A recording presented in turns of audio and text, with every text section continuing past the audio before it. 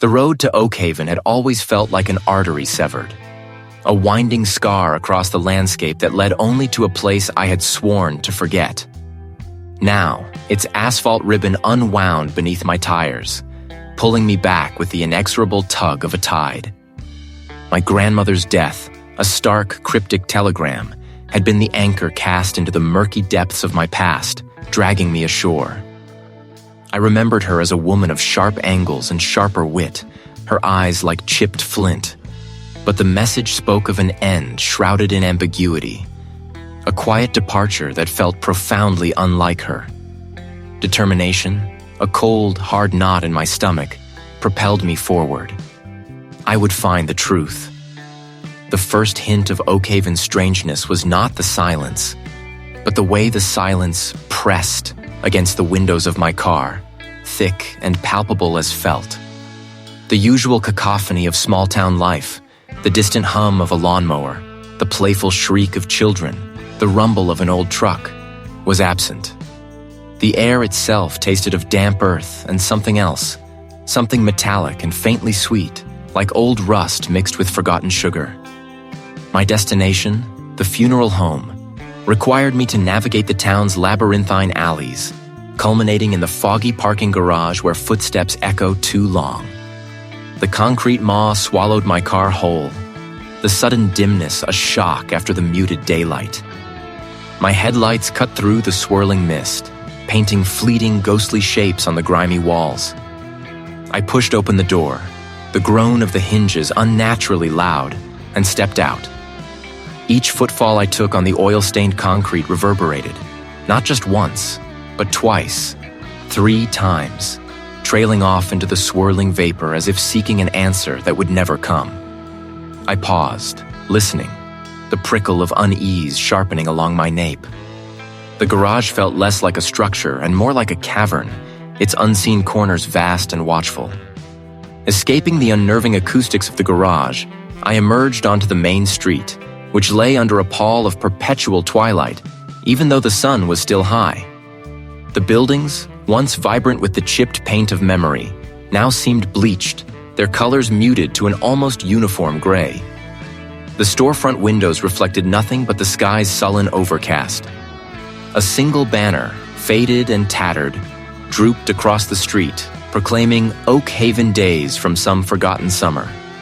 I saw a figure, a woman in a heavy woolen coat, sweeping the stoop of what used to be the general store. Her movements were slow, deliberate, each stroke of the broom a repetitive, almost ritualistic gesture. As I approached, my footsteps again feeling too loud on the cracked pavement, she paused, broom held aloft, and turned her head. Her eyes, when they met mine, were wide-set and pale, like pebbles washed smooth by a river. There was no flicker of recognition, no spark of curiosity, only a vacant, almost placid stare that held no warmth, no question. Her lips were a thin, unmoving line. I offered a hesitant, "Excuse me," and she merely tilted her head slightly, then resumed her sweeping, her gaze fixed on the dust motes dancing in the still air. It was as if I were a ghost, or perhaps he was. Further down, near the old clock tower whose hands had long since frozen at 3:15, 2 men stood motionless, facing each other. They weren't speaking, weren't gesturing, just standing.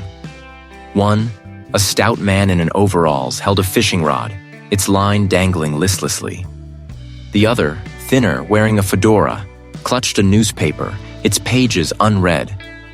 Their faces, when I passed them, bore the same unsettling placidity as the shopkeepers. It was not boredom, nor patience, but something deeper, an absence of expression that hinted at an absence of inner life. Their eyes, too, held that peculiar distant glaze, as if their thoughts were miles away, or perhaps nowhere at all. A profound stillness had settled upon Oakhaven, not the peace of a sleeping town, but the unsettling quiet of a stage awaiting a performance that would never begin. The air, heavy with that metallic sweet scent, seemed to hum with an unheard frequency, a low thrumming that vibrated just beneath my skin. I felt an undeniable pressure, a sense of being observed not by curious eyes, but by something vast and intangible, something that permeated the very fabric of the town. It was as if Oakhaven itself, not just its inhabitants, was watching me, its collective gaze a suffocating weight. This was not the Oakhaven I remembered, and the truth, whatever it was, felt impossibly heavier than I had anticipated. The air in the funeral home was a stagnant sigh, heavy with the scent of lilies and dust, a perfume of forgotten sorrows. The small gathering huddled in the pews, a scattering of familiar faces made somehow unfamiliar by the pallor of the light, the subtle uniformity of their expressions. It wasn't the raw, keening grief I remembered from childhood funerals, but a quiet, almost placid sorrow, like a memory filtered through too many layers of gauze. My grandmother's open casket held a stranger, a waxen effigy that bore only a passing resemblance to the sharp-witted woman who had raised me, however distantly. Her hands, clasped over a worn rosary, seemed unnaturally smooth, free of the intricate network of lines that had once mapped her long, complex life. I moved among them, a ghost among ghosts, trying to anchor myself to something real. "Cole," a voice murmured, and I turned to see the undertaker, his face a landscape of gentle creases, his eyes a watery blue. He clasped my hand, his grip surprisingly firm. "It's been too long, son. Your grandmother. She spoke of you often." "She did?" I asked, a flicker of hope igniting. My grandmother and I had not parted on good terms, and her death had been a cruel, silent severing of any chance for reconciliation. "What did she say?" The undertaker's gaze drifted, unfocused, towards the stained glass window depicting a placid shepherd. "Oh, you know, just fond memories of the old days. He was a good woman, a pillar of this community." He smiled, a practiced, empty gesture. Always so sharp, right up until the end. Sharp? My grandmother had been a woman of biting wit and fierce opinions, but her final telegram had been disjointed, fragmented, hinting at terrors unspoken. I remembered her last letter weeks before, filled with odd non sequiturs, warnings that seemed to dissolve upon closer reading. She seemed unwell recently, I ventured, testing the waters. Her memory, I mean. Did she ever mention anything strange? Any trouble sleeping?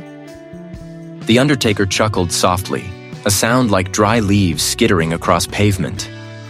Oh, bless her heart. He was old, Cole. We all get a bit fuzzy around the edges. But he had a good life, a long, peaceful end. He patted my shoulder, then moved on to greet another mourner, leaving me with a growing unease. Peaceful? That wasn't the grandmother I knew, nor the death I suspected. I spotted an old woman, a distant cousin I vaguely recalled from childhood summers, sitting alone in a pew, her hands folded primly. Her name eluded me, but her face, though lined and worn, held a ghost of recognition. I sat beside him. "Hello," I said softly. "It's Cole, grandmother's grandson." He turned, his eyes a milky gray. "Cole," he echoed, the name sounding foreign on him tongue. "Yes, of course. You've grown." Her voice was soft, almost breathy, devoid of inflection. "I'm sorry about grandmother," I offered. "Did you see much of her lately?" A faint frown touched her brow, a ripple across still water. "Oh yes, he was, always around, a constant presence. We'd chat." "Did she ever talk about the old mill?" I pressed, recalling a shared childhood secret, a place where my grandmother had once told me fantastical stories, stories she later claimed she'd never uttered. Or the whispers people used to tell about the old families. The old woman blinked. "The mill? Oh, that old place. It's just a ruin now, isn't it? Oakhaven is a quiet town, Cole. Always has been. Nothing much happens here." Nothing much happens here.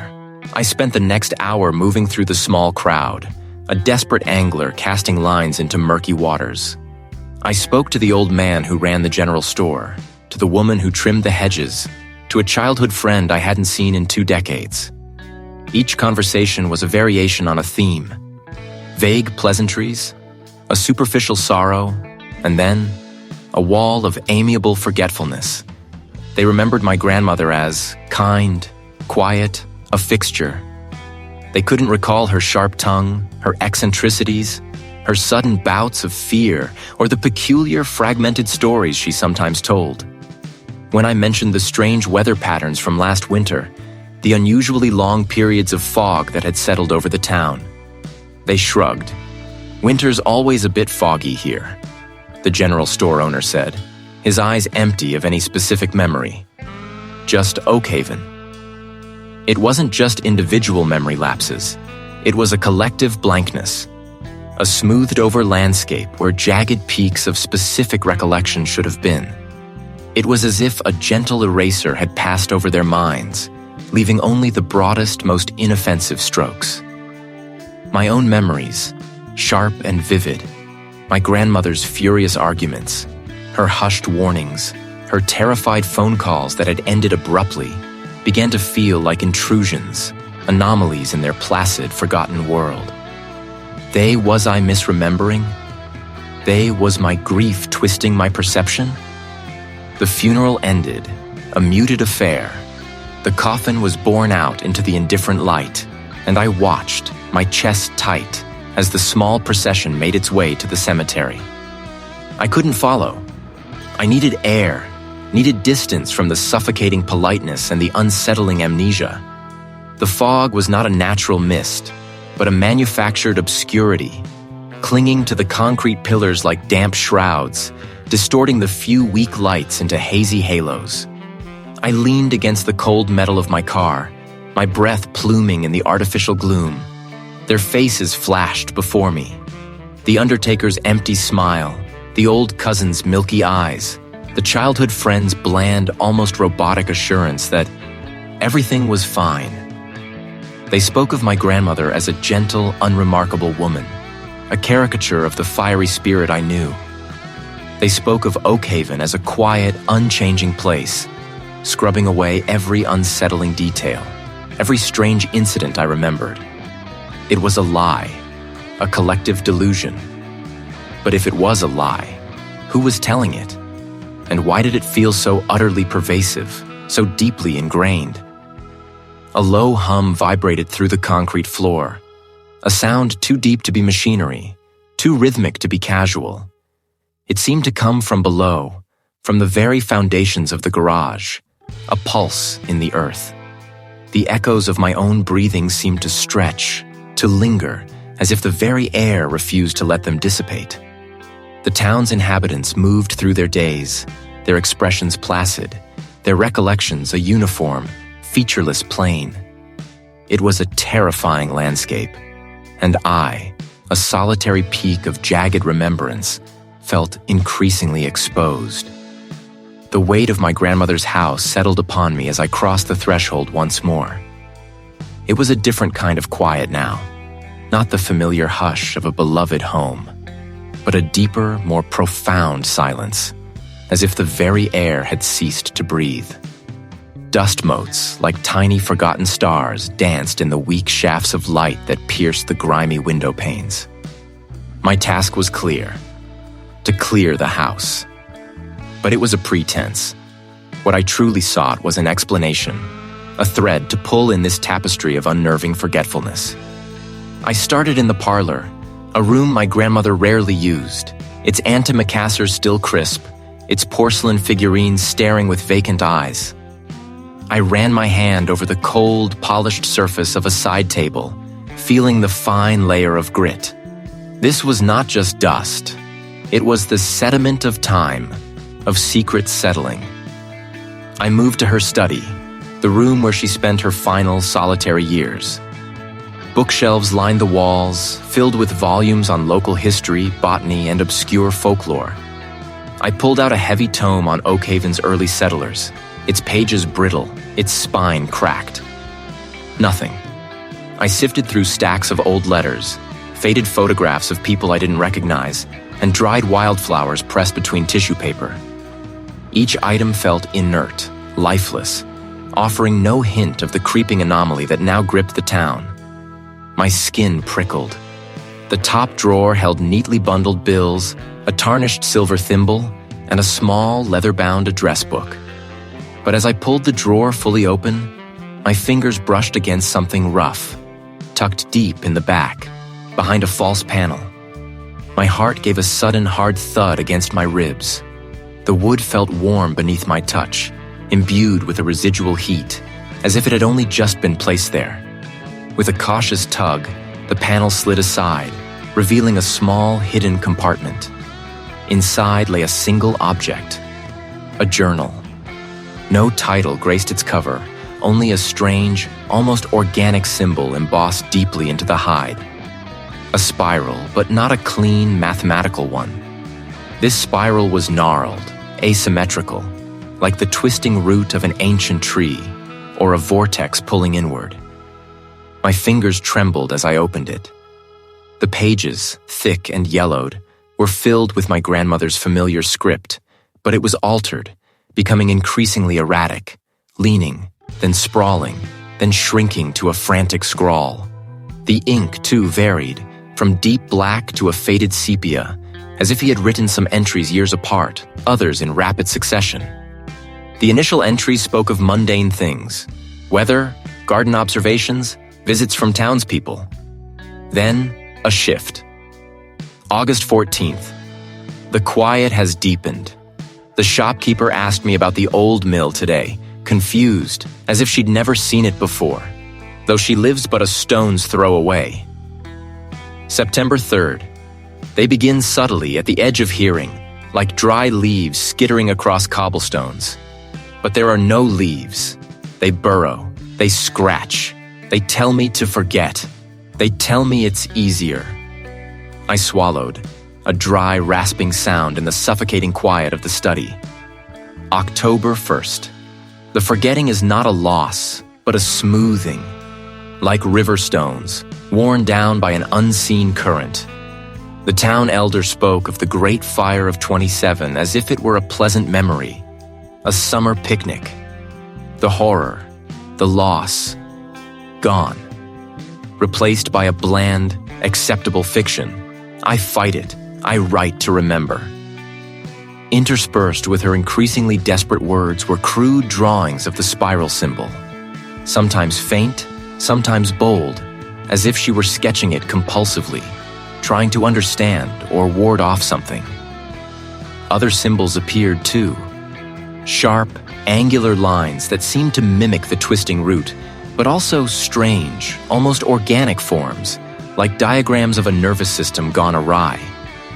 A sudden jarring thought seized me. I needed to get something from my car, a specific lens for my camera I'd meant to bring in.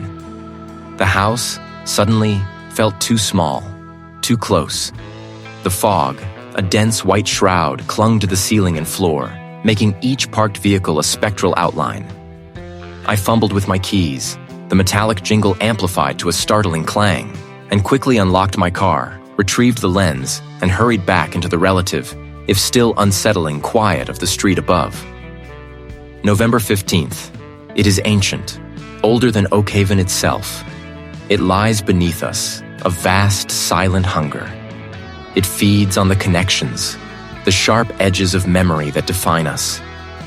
My family, our legacy. Not protectors, but keepers. Keepers of the veil, and I have failed. December 2nd, Cole. If you ever read this, do not forget. Do not let it take Oakhaven, the founding.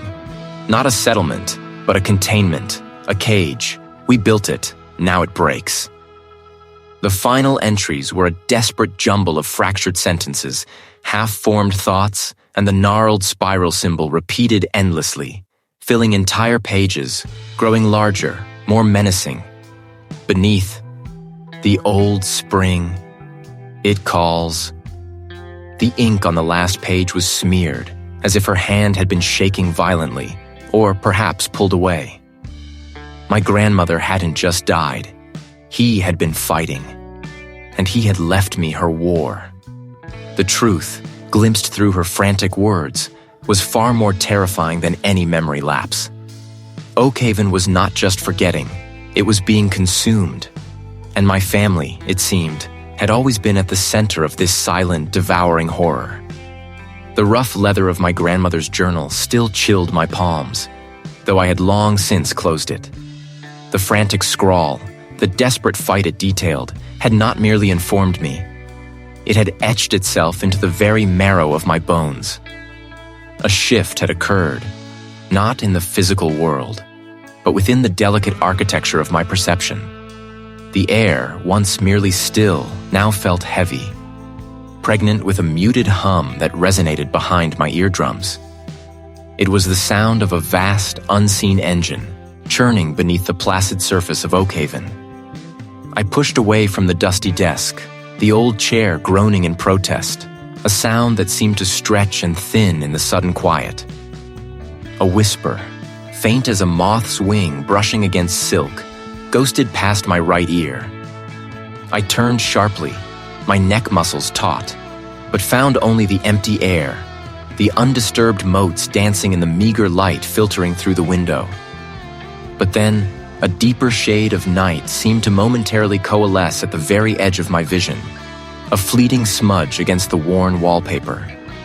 I blinked, and it was gone, leaving behind only the familiar patterns of faded roses. My car, a familiar anchor in this unsettling storm, offered a semblance of normalcy. I grabbed my keys, the metallic jingle loud and jarring in the hushed air, and headed towards the outside. My destination was a utilitarian structure, a concrete behemoth on the edge of town, its purpose unclear, but its rooms offered a roof. The fog, a permanent resident of Oakhaven's lower elevations, coiled around the structural pillars, transforming the familiar space into a labyrinth of shifting gray. As I killed the engine, the sudden quiet was profound, broken only by the drip of moisture from the ceiling and the distant, mournful cry of a seabird. They were too low to decipher, a cacophony of sibilant sounds that seemed to emanate from the very fog itself, curling around the concrete columns, pressing in on the car. I gripped the steering wheel, my knuckles white. I was not alone. Something was here, moving within the opaque shroud, watching. Every distant footfall, every creak of the building seemed to resonate unnaturally, stretching out, echoing for far too long, as if the sound waves themselves were reluctant to dissipate.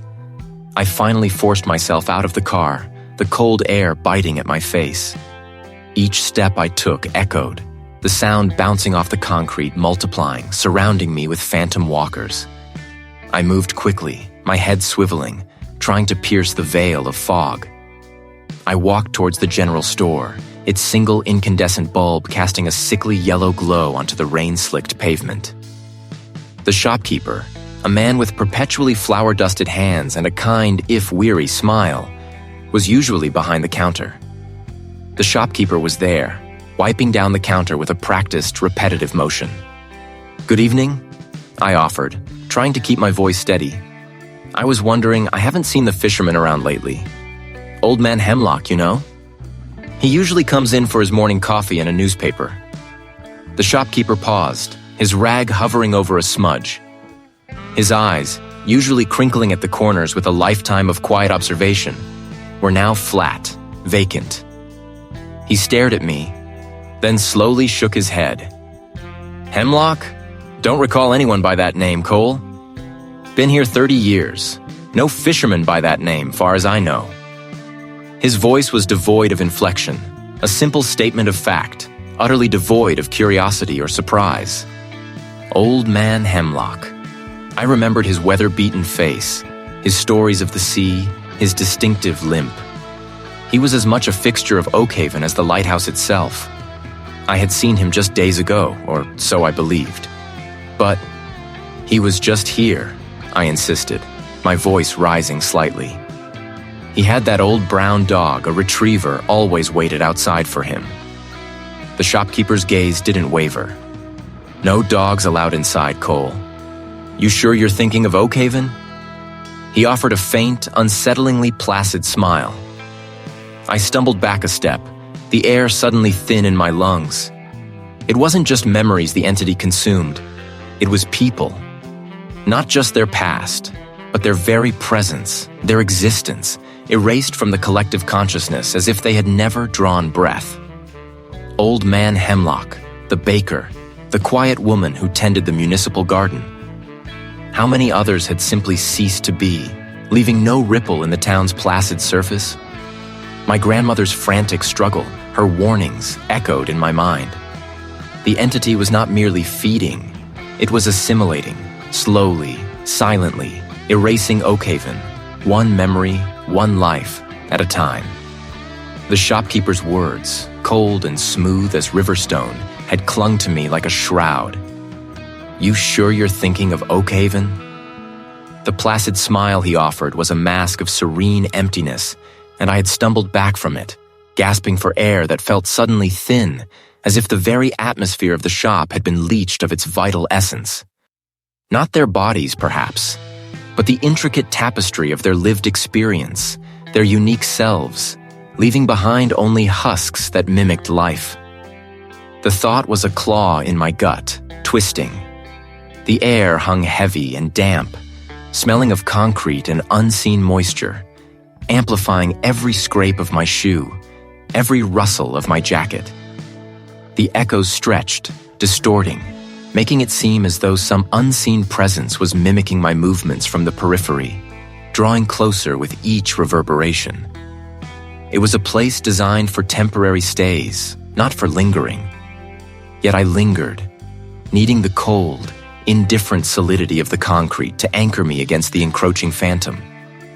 My grandmother's journal lay open on the passenger seat, its brittle pages illuminated by the weak glow of the dome light. My fingers traced the cryptic symbols, the crudely drawn map, the faint, desperate scrawl of her last entries. The mill, beneath the grist, the old language. Her words were a fragmented compass pointing into the unknown, a desperate plea from beyond the veil of memory. This creeping assimilation, this quiet erasure was happening. I would follow it, no matter where it led. The paved roads gave way to cracked asphalt, then to a gravel path choked with weeds. The houses thinned, their windows like vacant eyes staring out from under heavy brows of overgrown eaves. It clung to the skeletal branches of oaks, turning them into phantom limbs reaching out of the murk. And then, through the swirling vapor, it emerged. The old mill. A monolithic silhouette against the bruised sky, its timbers warped and splintered, its roof a jagged line against the gray. It stood like a forgotten sentinel, a monument to a time when Oakhaven was a place of industry, not just silent consumption. The massive water wheel, once a churning heart, was now a skeletal ribcage, draped in moss and cobwebs, frozen in a perpetual, agonizing sigh. I killed the engine, the sudden quiet deafening. The only sounds were the distant, mournful cry of a bird and the soft, insistent hiss of the fog as it enveloped the world. My hand trembled as I reached for the journal, its weight suddenly immense. Stepping out of the car, the ground beneath my feet felt spongy, yielding, as if the earth itself were tired. The main door, if it could even be called that, hung askew on a single rusted hinge, a gaping maw leading into absolute blackness. A metallic tang, the scent of stagnant water and old rust filled my nostrils, mingling with the earthy odor of decay. I pushed the door inward, and it shrieked, a drawn-out, agonizing protest that echoed through the cavernous interior. Dust motes, thick as snow in a blizzard, danced in the anemic light filtering through cracks in the walls and roof, caught in the beam of my flashlight. The mill's interior was a mausoleum of forgotten labor. Massive gears, seized by rust, stood like silent sentinels. Convoluted systems of belts and pulleys hung like desiccated vines from the high ceiling. A fine, gray dust coated everything, muffling sound, making my footsteps feel impossibly loud, intrusive. Each creak of the ancient floorboards beneath my boots was a violation, The air was heavy, still, choked with the smell of damp wood and the faint, sweet decay of something unidentifiable. I moved through the space slowly, methodically, my flashlight beam cutting swaths through the gloom, searching for anything that resembled the journal sketches. My grandmother's notes spoke of the old language, of symbols carved into the very stone. Then, behind a collapsed hopper, half buried under a mound of splintered wood and rusted metal parts, I saw it. A section of the wall, different from the rest. They were not merely carved, they were grown into the material, lines twisting and interlocking in organic, unsettling ways. My breath hitched. These were the symbols from the journal.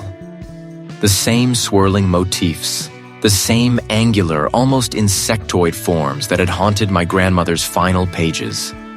They hummed with a silent resonance, a subtle vibration I felt more in my bones than heard with my ears. As I traced one of the lines with my finger, a faint, almost imperceptible click echoed through the mill. I pulled back my hand, startled, my heart hammering against my ribs. It was a door, cleverly disguised, almost perfectly flush with the surrounding wall. The click had been the faint sound of its ancient mechanism disengaging. The passage yawned before me, a silent invitation into the unknown. This was it. This was what my grandmother had found. The source. The heart of Oakhaven's slow, silent consumption. But beneath it, a desperate determination burned. I had come too far to turn back. I had to know. The world outside, usually a balm of familiar sights, now seemed to ripple with an unseen current, distorting the familiar into something alien. My feet, guided by a desperate instinct, led me through the town's quiet, looping streets, past houses whose windows seemed to watch with a collective, unblinking gaze. The air here was a damp, cold hand, smelling of exhaust and mildew. The garage's low ceiling pressed down, and the fog, thick as spun cobwebs, coiled around the pillars, obscuring everything beyond a few feet. It was perfect. My grandfather, a man whose laughter was a booming echo across the lake, whose hands smelled of fish and pine resin, was being erased. His memory, along with others, was being consumed. The shopkeeper's vacant eyes were proof. A childhood dare. A story of a forgotten passage, a collapsed section in the deepest level of this very garage, leading to old utility tunnels beneath the town. A place only the foolhardy or the desperate would seek. I was both. Driven by a grim certainty, I descended the ramps, the drone of the ventilation system a low hum against the rising tension in my chest. It wasn't a natural cave, but a deliberate cut, reinforced with ancient rusting iron bars that looked like the ribs of some colossal, long-dead beast. Then, I squeezed through the opening, my flashlight beam cutting a shivering path into the absolute blackness. Water dripped from unseen cracks, echoing with a sickening regularity that seemed to mock my solitude. The air grew thicker, cooler, pressing against my eardrums. The rough-hewn walls shimmered with moisture, reflecting my light in 1,000 tiny, distorted glimmers. This was no natural cave. The cuts were too deliberate, too uniform in their crude unevenness. It was a worked space, a forgotten artery beneath Oakhaven. My breath hitched in my throat as I saw them. Symbols, crudely carved into the rock face. Not words, but geometric shapes, interlocking patterns that seemed to shift and writhe in the flickering light. The passage opened into a larger chamber, the ceiling lost in the gloom above my light's reach. Here, the air was still, heavy, and the cloying sweetness intensified, mingling with a faint metallic tang. My beam swept across the floor, revealing a sight that stole the air from my lungs. Scattered across the damp earth were bones. Not animal bones, not entirely. Some were undeniably human, a femur, a skull with an empty gaze. But others were twisted, elongated, fused in ways that defied anatomy. They lay in loose piles, some arranged in concentric circles around a large, flat stone slab in the center of the chamber, which bore more of the unsettling carvings. This was a place of ritual, of sacrifice. I moved deeper, my resolve hardening even as my fear threatened to overwhelm me.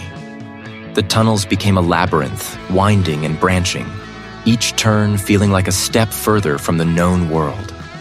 The air grew warmer now, unnaturally so, and the sweetness in the air became sickly, a suffocating perfume. I turned a corner, and the tunnel opened into another vast cavern. But this one was different. The air here thrummed with a low, resonant vibration that I felt more than heard. A deep, organic hum that resonated in my bones. And there, growing from the cavern floor, reaching up like a monstrous petrified flower, was it. A vast, pulsating growth. It was not stone, nor fungus, nor flesh, but an unholy amalgamation of all three. It pulsed with a slow, rhythmic beat, like a colossal buried heart. The surface was a tapestry of mottled grays and greens, slick with an unseen moisture that caught the light, making it seem to breathe. Tendrils, thick as my forearm, snaked from its base, burying themselves into the surrounding rock, as if feeding. A low, guttural sigh seemed to emanate from its depths, a sound that was both ancient and utterly alien. The cloying sweetness in the air was strongest here, almost intoxicating, and I could feel a subtle pull, a whisper at the edges of my consciousness, like an unheard voice trying to insinuate itself into my mind. This was it, the source, the entity, undeniably real, sickeningly alive, and far, far larger than I could have ever imagined. And no fisherman by that name. My feet, heavy and without conscious direction, led me away from the storefront's deceptive calm, past the silent general store, and into the periphery of town, where the asphalt faded into cracked concrete. The air here was a chill, damp breath against my skin, smelling of stale exhaust and wet earth. The mist, thick as spun cotton, clung to the ceiling, diffusing the weak yellow glow of a single bare bulb into a hazy halo. Oakhaven. My Oakhaven. The town where I had chased fireflies in summer dusk, where my grandmother had taught me to bait a hook. The shopkeeper's blankness, the missing fisherman, the sudden, impossible erasure of history. It was a pattern, a fabric of lies woven over the truth. But what truth? And why did it feel like a gaping maw beneath my very feet? Curiosity, a desperate, stubborn thing, tugged me forward. I moved slowly, my boots scuffing on the concrete, the sounds amplified, distorted, swallowed by the mist. This was not a place for vehicles. This was a place for secrets. This felt like the way in, the way down. I hesitated, my mind screaming at me to turn back, to flee this place that was no longer Oakhaven. But the image of my grandmother's quiet, enigmatic face, the one in her final photograph, burned behind my eyes. Drawing a deep, shuddering breath, I stepped into the maw. The tunnel was a claustrophobic embrace of rough-hewn rock, slick with condensation. The descent was steep, winding, and unending. The air grew thick, humid, carrying an earthy mineral tang and a faint, almost imperceptible hum that vibrated through the very bones of the earth. The hum intensified, a deep, pervasive drone that filled the space.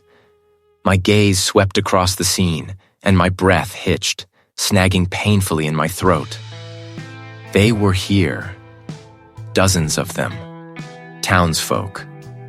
The baker, his flour-dusted apron now stained with damp earth.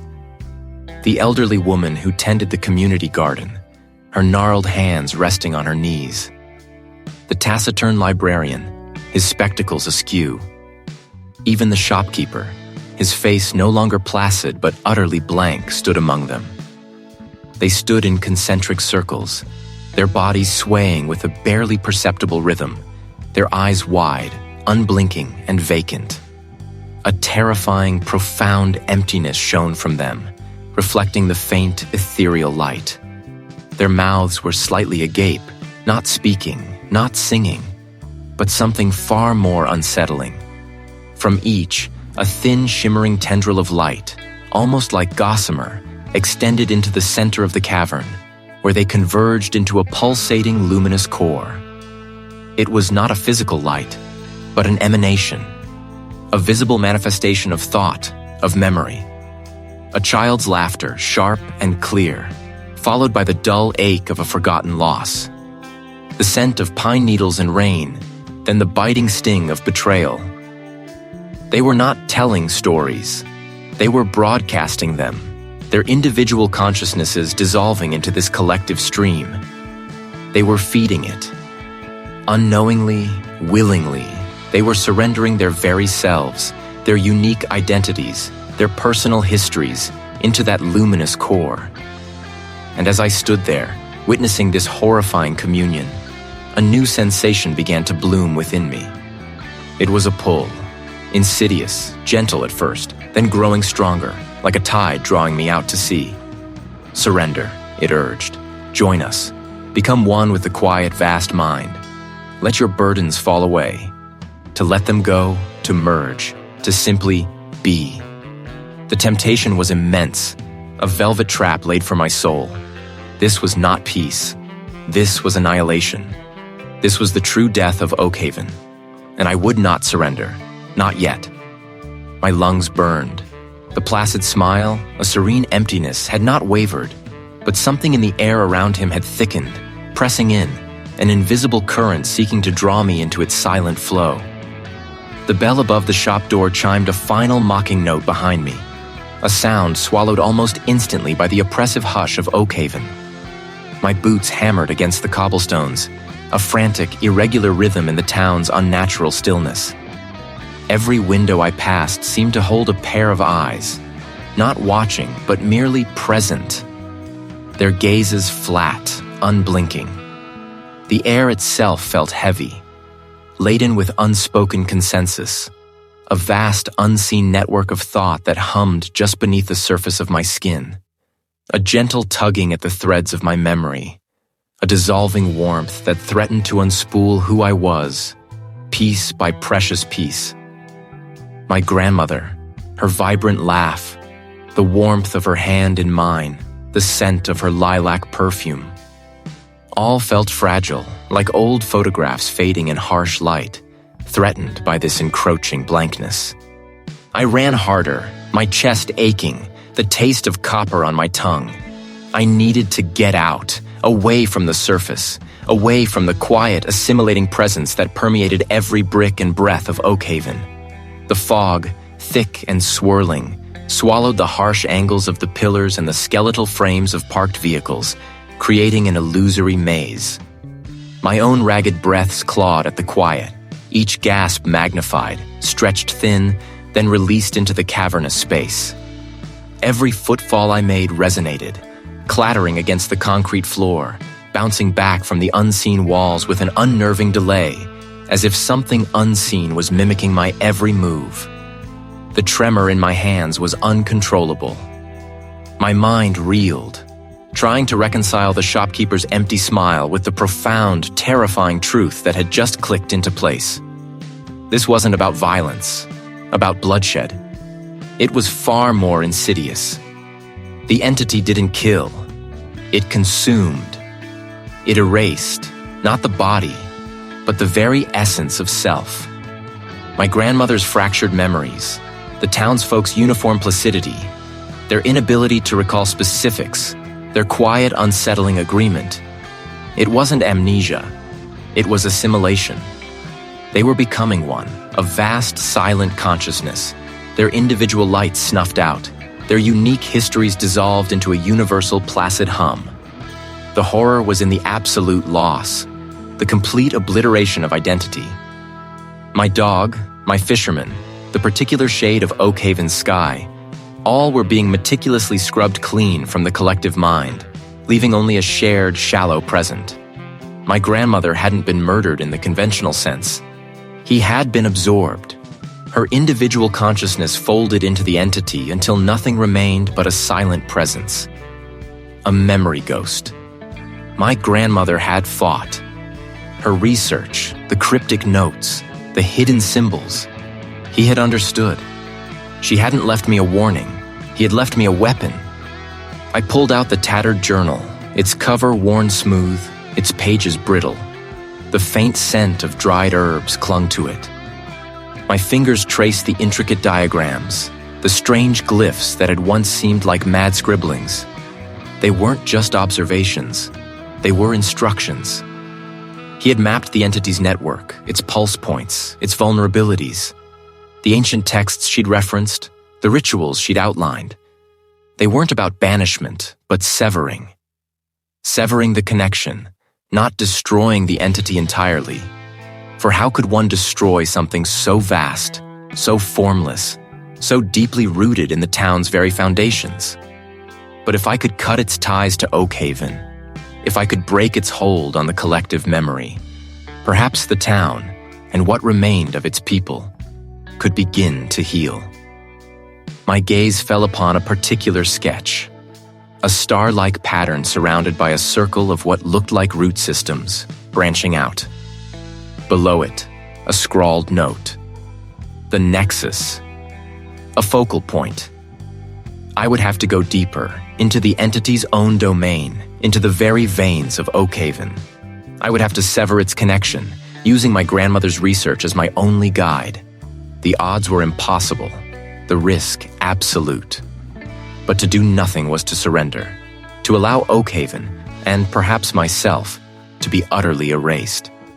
My hands still trembled, but a grim resolve had settled in my chest, heavy and unyielding. The cold, sharp air of the garage bit at my lungs, mirroring the desperate plan that had crystallized in my mind. The odds were impossible, a whisper against a roaring void, but Oakhaven was not yet lost. I clutched my grandmother's journal, its worn leather a fragile anchor in a world unmoored. I would have to go deeper, into the entity's own domain, into the very veins of Oakhaven, to sever its connection. Each sound seemed to stretch, reverberate, and then decay into the thick, damp air, as if the very space itself was struggling to hold on to the memory of my presence. The fog, a constant companion in Oakhaven now, was particularly dense here, coiling around the forgotten vehicles, turning them into hulking, indistinct shapes. I felt eyes on me, not human ones, but the vacant, all-consuming awareness of the thing beneath the town, a pressure that pushed against my skull. I found a relatively clear spot beneath a flickering fluorescent tube, its sickly yellow light struggling to penetrate the gloom. The journal lay open on the hood of a dust-shrouded sedan, its pages brittle beneath my fingertips. My grandmother's elegant script filled the margins, annotated diagrams of ancient symbols and cryptic notations. He had been searching for a countermeasure, a way to fight the slow erasure. The heart of it, I read, tracing a finger over a faded sketch of a spiraling pattern, is not power, but resonance. To disrupt it, one must sing the oldest songs, the loudest memories. A phrase caught my eye. The echoing well, a repository, not of water, but of remembrance. The founders built it, not merely as a source, but I couldn't do it alone. The town needed to remember itself, even if only in fragments.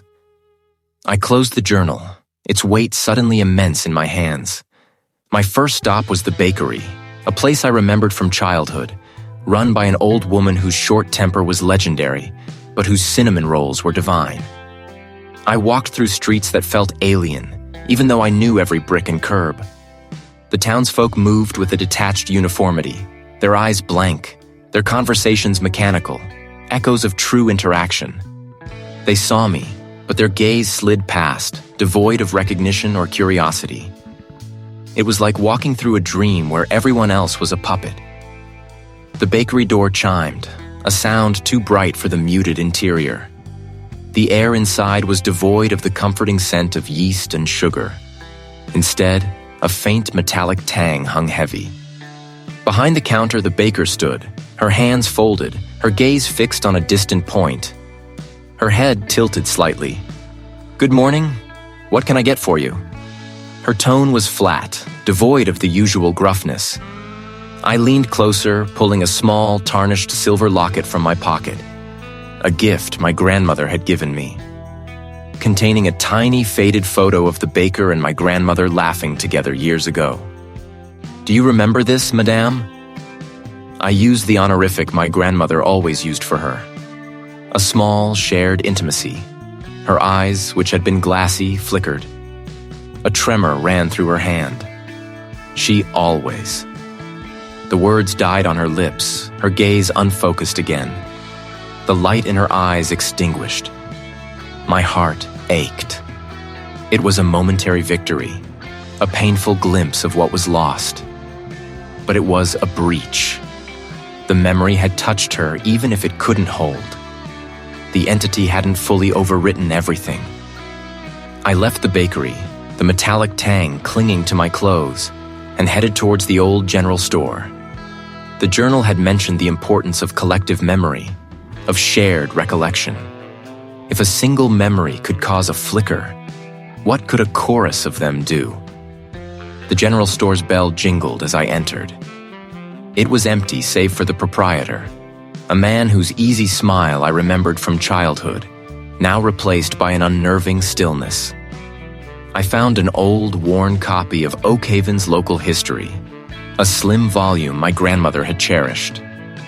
On page 47, a photograph, the original town square, dominated by the clock tower, surrounded by jubilant townsfolk celebrating its completion. The very same square where my grandmother had marked the echoing well. The well was dedicated with song and story. My grandmother's scrawled note read, "Each family contributing a tale, a verse, a shared memory." A binding spell, they called it, against the creeping forgetting. A binding spell.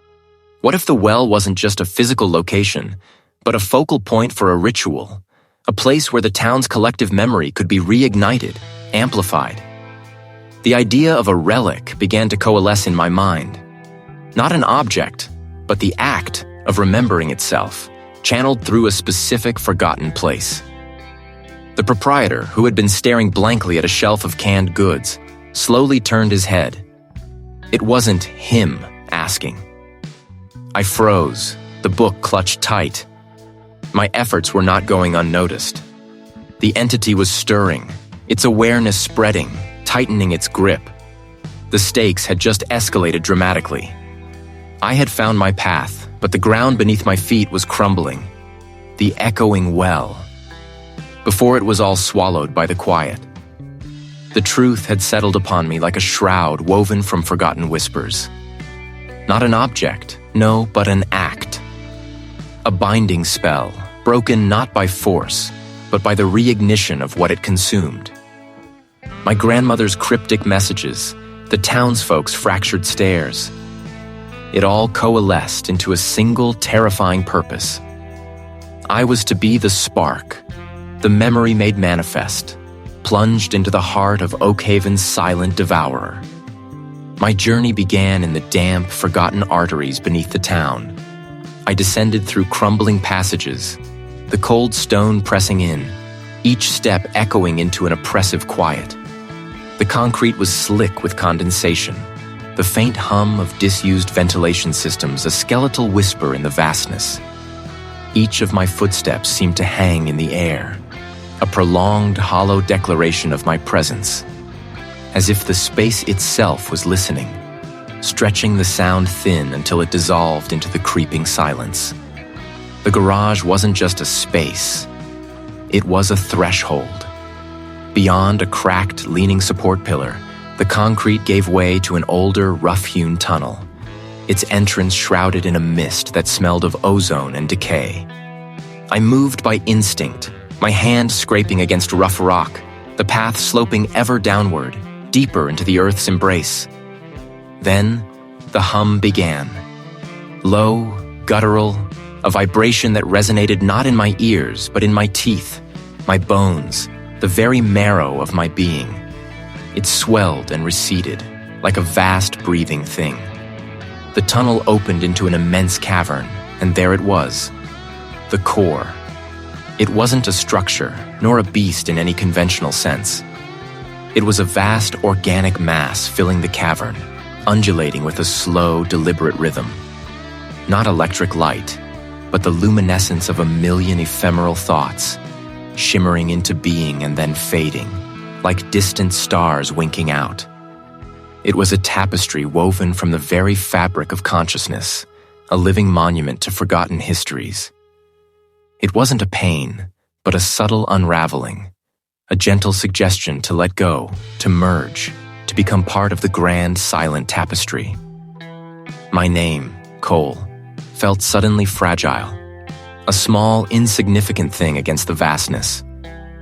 My memories, my grandmother's face, the smell of her lavender soap, the feel of the rough-spun blanket on her porch, began to fray, like old photographs left too long in the sun.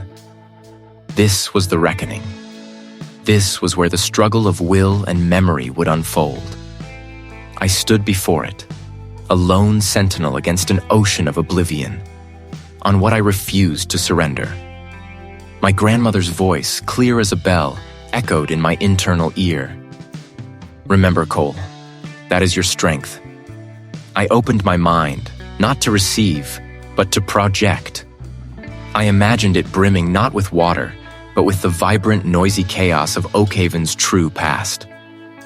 The laughter of children I had never met, the arguments of ancestors, the scent of fresh-baked bread from a bakery long since vanished, the creak of fishing boats on a lake whose true name had been swallowed. I hurled these images, these sensations, these raw, unadulterated pieces of memory, like stones into a placid pond. The entity recoiled, not with a roar, but with a shudder that vibrated through the rock, through my bones. It was a silent scream, a profound disruption to its eternal feast. My own memories began to fracture more violently, my name dissolving into a meaningless sound. Who was I? What was this place? The entity was trying to make me forget even the act of remembering. I clenched my fists, digging my nails into my palms. The physical pain was a grounding anchor. I remembered the old woman by the docks, her forgotten song. I remembered the young man, his father's lost stories. I remembered my grandmother's fierce, loving eyes. These were not just my memories. They were the shards of Oakhaven, the pieces I had gathered, the forgotten echoes I was now forcing back into the maw of the devourer. A profound, agonizing ache spread behind my eyes. My head felt as though it would split apart. The entity's presence swelled, a suffocating blanket of non-being, threatening to snuff out my individual flame. I felt myself slipping, my identity blurring, a sense of profound peace tempting me to simply let go, to join the silent, shimmering mass. But then, a flicker. My grandmother's stern, loving gaze. This was not a fight of muscle, but of soul, and I would not yield. The roar tore from me, a raw, primal sound that was less a cry of defiance and more the wrenching of my very core. I poured every fragment of myself, every precious, jagged shard of memory, into the pulsating void before me. This was not a clash of flesh and bone, but of spirit against an ancient, hungry silence. It was a withdrawal, swift and searing, like a phantom limb being torn from my own. Then, nothing. The suffocating pressure vanished. My vision swam, speckled with phantom lights, and for a long moment, I thought I had gone blind. Slowly, agonizingly, I pushed myself up. The luminescence, the sickly internal glow of the entity, had faded to a dull, almost imperceptible sheen on the cavern walls. It was inert, dormant, perhaps broken. I moved, each step a testament to sheer will, my body heavy as lead, my mind a blank slate of exhaustion. The ascent from the depths was a blur of rough-hewn stairs and crumbling passages. The air grew cooler, fresher, carrying the faint scent of pine and rain, a testament to the world above, a world I had almost lost. The mist hung thick and low, swirling around the concrete pillars like wraiths. My own footsteps, usually absorbed by the soft earth of Oakhaven, now clapped and reverberated, each one stretching into a prolonged, lonely sigh that followed me. I emerged from the garage, blinking against the muted glow of Oakhaven streetlights, now piercing the fog with weak halos. The town was different. The uniform, unnerving stillness was gone. In its place, a fractured symphony of disjointed sounds. A low moan, a sudden, sharp cry, the aimless shuffle of feet on pavement. They bumped into each other, muttered incomprehensible words, or simply stood, staring blankly into the swirling vapor. It was like watching a play where all the actors had forgotten their lines, yet remained on stage, lost in a daze. I saw the grocer, his hands clutching a worn shopping basket, his eyes wide and unfocused. He mumbled something about the flower. "Where is the flower?" over and over, his voice thin and reedy.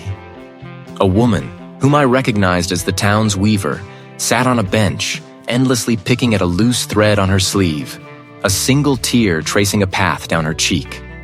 Her gaze met mine for a fleeting second, and a flicker of recognition, sharp and painful, ignited in her eyes before vanishing, replaced by that vacant stare. A tremor went through me. I had broken the entity's hold. But what had I done to Oakhaven? The people were no longer husks, but they were broken dolls, their strings cut. I heard a man, the town elder, suddenly cry out, "My boy, he loved the river," before collapsing into a fit of weeping, only to look up moments later, utterly bewildered, asking, "Who loved the river?" The memory, the shared tapestry that had been ripped from them, was slowly, painfully bleeding back. It was incomplete, fragmented, leaving gaping holes where entire histories once resided. It was a cruel, agonizing rebirth. A profound weariness settled over me, heavier than any physical burden. I had fought for Oakhaven, for its memories, for its very soul, and I had won, in a way. But the victory felt like ashes in my mouth. The fog seemed to thicken, pressing in, obscuring the distant lights, leaving me standing alone amidst the broken memories of a broken town. I had a choice. It would be a life of perpetual grief, a daily confrontation with the ghosts of lost histories, with the knowing that I was the one who had brought them back in this fractured state. Or I could leave. My hands clenched, knuckles white. The entity was disrupted, but Oakhaven was irrevocably scarred. And so was I. The truth had been revealed, the enemy vanquished, but the emotional payoff was not triumph, but a heavy, desolate ache. I closed my eyes, the image of my grandmother's cryptic smile flashing behind my eyelids, a memory suddenly sharp and clear in the midst of the town's collective amnesia. What would she have wanted?